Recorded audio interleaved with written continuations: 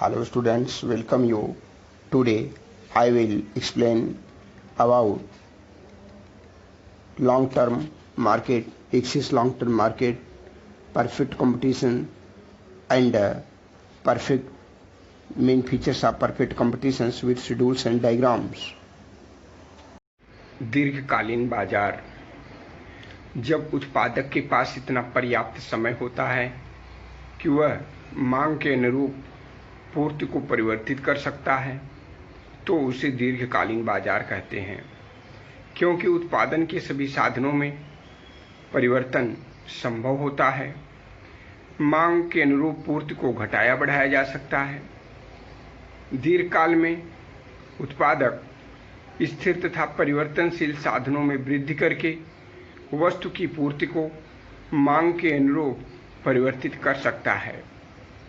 जैसा कि दीर्घकाल से तात्पर्य है 1 महीने, 2 महीने, 1 साल, 6 महीने, तो हमारे पास इतना अधिक समय होता है कि हम उपभोक्ता की डिमांड को समय के रहते हुए हम अपनी पूर्ति को बढ़ा सकते हैं, क्योंकि हमारे पास जो उपलब्ध साधन है उन संसाधनों में परिवर्तन करके नए नए टेक्नोलॉजी का आविष्कार करके नए नए प्रविधियों का प्रयोग करके पूर्ति को बढ़ा सकते हैं। इस प्रकार से उपभोक्ता की मांग के अनुरूप उसकी मांग को सेटिस्फाई किया जा सकता है, पूर्ति को घटाया बढ़ाया जा सकता है। इस प्रकार से हम कह सकते हैं कि दीर्घकाल में हमारे पास इतना पर्याप्त समय होता है कि हम मांग के अनुसार पूर्ति को उत्पादन में प्रयुक्त होने वाले साधनों में परिवर्तन करके उसे बढ़ा सकते हैं तथा उपभोक्ता की मांग को पूरा कर सकते हैं। इसे हम रेखा चित्र के माध्यम से भी स्पष्ट कर सकते हैं। जैसा कि रेखा चित्र से स्पष्ट है कि OX अक्ष पर मात्रा तथा OY अक्ष पर कीमत को दर्शाया गया है। यहाँ पर पूर्ति रेखा SQ है तथा डिमांड कर्व DD है, जो एक दूसरे को बिंदु E1 पर काटती हैं। E1 संतुलन का बिंदु है जहाँ पर कीमत OP तथा मात्रा OQ है। लेकिन अगर देखा जाए तो अति अल्पकाल में पूर्ति में थोड़ा परिवर्तन किया जा सकता है, जिससे यह कर्व रेखा SPS हो जाती है और SPS पूर्ति में परिवर्तन होने के कारण हमारी मांग में वृद्धि हो जाती है, जिससे DD कर्व बढ़ करके D1 हो जाता है, जो SPS को E बिंदु पर काटता है। E संतुलन या साम्य का बिंदु कहलाता है, जहाँ पर हमारी कीमत OP2 हो जाती है तथा कीमत OP2 होने पर उत्पादित की गई मात्रा OQ2 होती है। लेकिन यहाँ पर दीर्घकालीन बाजार है तो हमारे पास पर्याप्त समय है। लॉन्ग प्रोसेस सप्लाई कर्व जो है LPS है, जो कि D1 मांग वक्र को E2 पर काटता है, जो कि कीमत स्तर OP1 तथा उत्पादित की गई मात्रा OQ1 है। तो दीर्घकालीन बाजार में E2 संतुलन या साम्य का बिंदु कहलाएगा, जहाँ पर कीमत OP1 तथा मात्रा OQ1 होगी। अति दीर्घकालीन बाजार अति दीर्घकालीन बाजार में हमारे पास पर्याप्त समय होता है। हम उपभोक्ता की मांग को तथा पूर्ति को दोनों ही पक्षों में परिवर्तन संभव होता है। इसमें इतना अधिक पर्याप्त समय होता है कि हम पूर्ति के साधनों में परिवर्तन कर सकते हैं, जैसे नए नए उत्पाद, नए प्रविधियां, नए आविष्कार इत्यादि में परिवर्तन कर सकते हैं तथा उपभोक्ता भी अपने फैशन, अपनी रुचि, अपने स्वभाव इत्यादि में परिवर्तन कर सकता है। यहाँ तक कि जनसंख्या के आकार में भी परिवर्तन होने से मांग में परिवर्तन संभव होता है तथा पूर्ति में भी परिवर्तन किया जा सकता है। इसे हम अति दीर्घकालीन बाजार कहते हैं। जैसा कि मैंने आपको पिछले लेक्चर में बाजार का वर्गीकरण बतलाया था, आज मैं आपको प्रतियोगिता के आधार पर बाजार का वर्गीकरण कैसे करते हैं। प्रतियोगिता के आधार पर बाजारों का वर्गीकरण तालिका द्वारा प्रस्तुत किया जा सकता है। जैसा कि मैंने आपको बतलाया, क्षेत्र के आधार पर, वस्तु के आधार पर, समय के आधार पर तथा प्रतियोगिता के आधार पर। तो प्रतियोगिता के आधार पर बाजार का वर्गीकरण किया जा सकता है। पूर्ण प्रतियोगिता, एकाधिकार तथा अपूर्ण प्रतियोगिता। अपूर्ण प्रतियोगिता के 3 भाग होते हैं: एकाधिकारात्मक, अल्पाधिकार तथा द्वयाधिकार। तो पूर्ण प्रतियोगिता बाजार है क्या? बाजार की एक ऐसी अवस्था जहां पर वस्तुओं के बेचने वाले तथा खरीदने वाले क्रेताओं व विक्रेताओं की संख्या अत्यधिक होती है। इस बाजार में दोनों ही पक्षों को, अर्थात क्रेताओं तथा विक्रेताओं को पूर्ण रूप से जानकारी होती है। बाजार में स्वतंत्र एवं पूर्ण प्रतिस्पर्धा होती है। समस्त बाजार में वस्तु विशेष की केवल एक ही कीमत प्रचलित होती है। यह एक काल्पनिक अवधारणा है।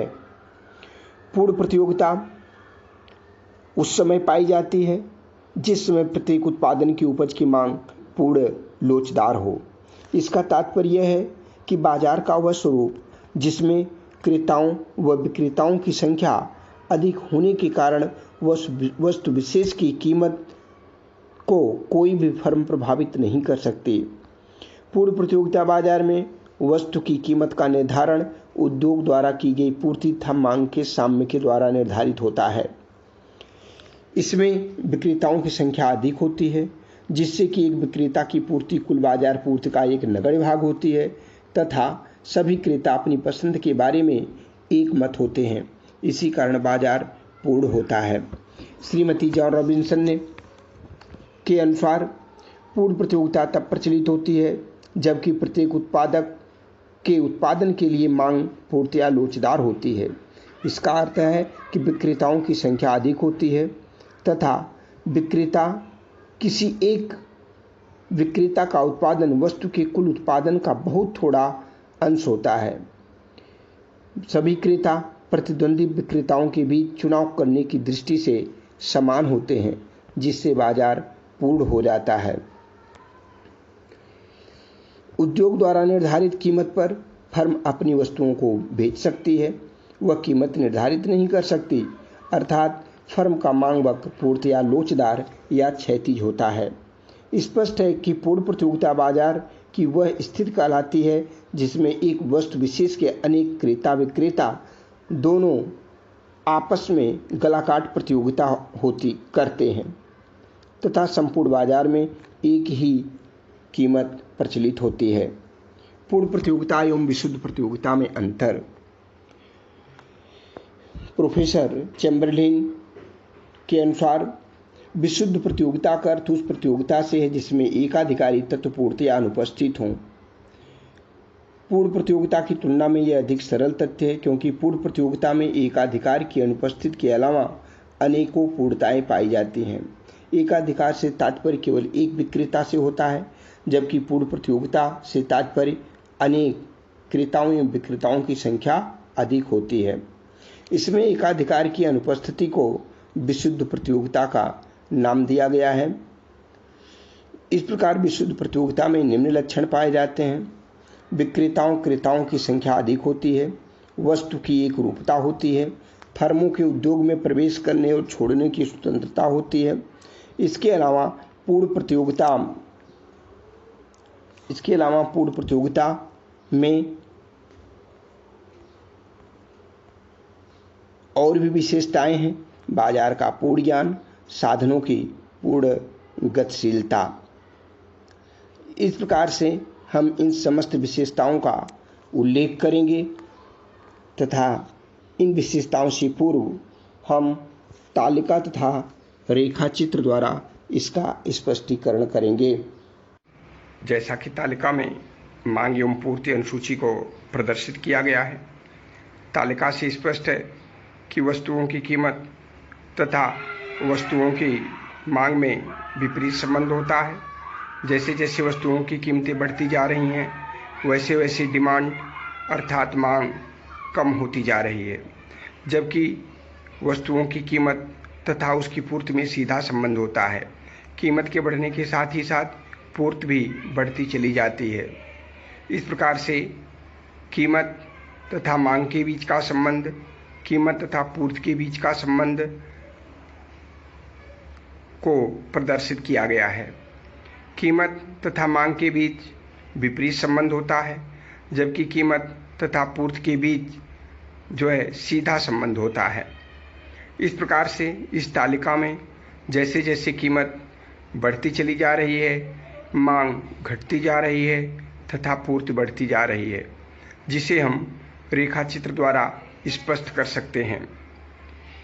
रेखाचित्र ए से स्पष्ट है कि मांग एवं पूर्ति एक दूसरे को जिस बिंदु पर स्पर्श करती हैं अर्थात काटती हैं, वहीं पर वस्तुओं की कीमत निर्धारित होती है। यहाँ पर OX पर अक्ष पर वस्तु की मात्रा तथा OY पर साम्य कीमत को दिखलाया गया है। DD तथा SS एक दूसरे को बिंदु E पर काटते हैं, जहाँ पर E साम्य अर्थात संतुलन का बिंदु निर्धारित होता है, जहाँ पर कीमत OP तथा वस्तुओं की मात्रा OQ है। उद्योग से तात्पर्य ये है कई फर्मों के समूह से मिलकर के एक उद्योग का निर्माण होता है और जो कीमत निर्धारित किया जाता है वही कीमत सभी फर्मों को स्वीकार करना पड़ता है। रेखाचित्र बी से स्पष्ट है कि पूर्व प्रतियोगिता के अंतर्गत औसत आगम तथा सीमांत आगम दोनों ही एक समान होते हैं। यहाँ पर OX वस्तु की मात्रा तथा OY पर उसकी कीमत को दिखाया गया है। यहाँ पर वस्तुओं की कीमत OP है जिसमें कोई परिवर्तन नहीं होता, जबकि उत्पादन की मात्रा में परिवर्तन होता है। जब उत्पादन OQ होता है तो कीमत OP रहती है, जहाँ पर P = AR तथा कीमत में बिना परिवर्तन किए हुए उत्पादन की मात्रा OQ1 हो जाती है, जिससे P = MR। इस प्रकार हम कह सकते हैं कि पूर्व प्रतियोगिता के अंतर्गत P = AR = MR, जहाँ पर औसत आगम सीमांत आगम के बराबर होती है। यहाँ पर कीमत में कोई परिवर्तन नहीं होता, केवल उत्पादन की मात्रा को घटाया बढ़ाया जा सकता है। इस प्रकार से हम कह सकते हैं कि किसी भी वस्तु का मूल्य मांग एवं पूर्ति के साम्य बिंदुओं द्वारा स्थापित होता है तथा पूर्व प्रतियोगिता के अंतर्गत साम्य बिंदु P = AR = MR, जहाँ पर औसत आगम सीमांत आगम तथा वस्तु की कीमत आपस में एक दूसरे के बराबर होते हैं, वहीं पर वस्तु का मूल्य निर्धारित होता है। पूर्व प्रतियोगिता की प्रमुख विशेषताओं में से एक भी विशेषता 100% वास्तविक जगत में नहीं पाई जाती, परंतु कुछ अर्थशास्त्रियों के अनुसार कृषि वस्तुओं, सोने, शेयर आदि के बाजारों में पूर्ण प्रतियोगिता के लक्षण पाए जाते हैं। पूर्ण प्रतियोगिता बाजार की प्रमुख विशेषताएं निम्न प्रकार हैं। Large number of buyers and sellers, क्रेताओं और विक्रेताओं की अधिक संख्या। पूर्ण प्रतियोगिता बाजार की पहली आवश्यक शर्त यह है कि बाजार में क्रेताओं और विक्रेताओं की संख्या बहुत अधिक होनी चाहिए। क्रेता विक्रेता की अधिक संख्या होने के कारण कोई भी विक्रेता अथवा क्रेता इस स्थिति में नहीं होता कि वह बाजार कीमत को प्रभावित कर सके। इस प्रकार पूर्ण प्रतियोगिता में एक क्रेता अथवा एक विक्रेता बाजार में मांग अथवा पूर्ति की दशाओं को प्रभावित नहीं कर सकता। इसलिए संपूर्ण बाजार में एक क्रेता या विक्रेता का योगदान नगण्य होता है, जिससे बाजार अप्रभावित रहता है। इसीलिए पूर्ण प्रतियोगिता बाजार के लिए अधिक से अधिक क्रेता और विक्रेता होना आवश्यक है। वस्तु की समान इकाइयां, होमोजीनियस प्रोडक्ट, वस्तु का उत्पादन समरूप होना चाहिए। पूर्ण प्रतियोगिता बाजार में सभी फर्मों द्वारा जो वस्तुएं उत्पादित की जाती हैं उसके रूप, रंग, आकार, प्रकार, डिजाइन, गुणवत्ता, पैकिंग, ट्रेडमार्क आदि में समानता से किसी क्रेता का वस्तु विशेष के लिए कोई अधिमान नहीं होता। एक वस्तु को पूर्ण रूप से दूसरी वस्तु के लिए प्रतिस्थापित किया जा सकता है, अर्थात मांग की तिरछी लोच शून्य होती है। वस्तु की इकाइयों के बीच प्रतिस्थापन की लोच अनंत होगी। वस्तु को किसी भी विक्रेता से एक समान कीमत पर खरीदा जा सकता है। परफेक्ट नॉलेज ऑफ मार्केट, बाजार दशाओं का पूर्ण ज्ञान। क्रेता विक्रेता को बाजार के बारे में पूर्ण जानकारी होना आवश्यक है।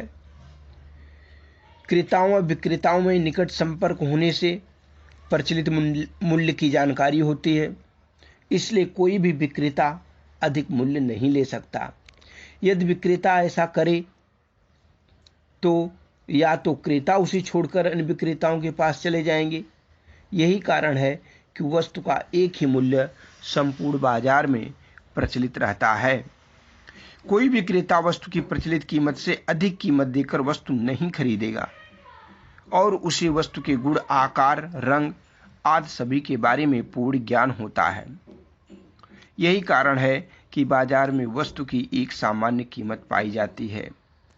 फर्मों के प्रवेश व निष्कासन की स्वतंत्रता, free entry and exit of firm.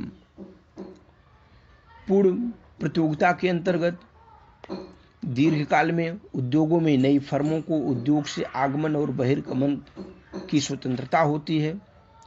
पूर्ण प्रतियोगिता में यदि लाभ हो रहा है तो विक्रेता कभी भी एंट्री कर सकता है तथा कभी भी मार्केट से हानि की अवस्था में कभी भी निकल सकता है। नई फर्मों के आकर्षित होकर उद्योग में प्रवेश करेंगी, जबकि अल्पकाल में फर्मों को हानि होने से ऐसी फर्में उद्योग से निकल जाती हैं। स्पष्ट है कि पूर्ण प्रतियोगिता में फर्मों के उद्योग में आने जाने पर किसी भी प्रकार का कोई बाउंडेशन नहीं होता, कोई प्रतिबंध नहीं होता। परफेक्ट मोबिलिटी ऑफ फैक्टर्स, साधनों की पूर्ण गतिशीलता।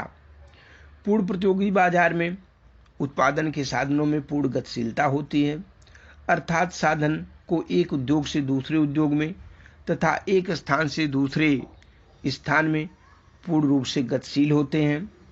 अतः उत्पत्ति का प्रत्येक साधन अपने सर्वोत्तम प्रयोग में रह करके अधिकतम पारिश्रमिक प्राप्त कर सकता है। सिंगल प्राइस ऑफ कमोडिटी, वस्तु की केवल एक कीमत।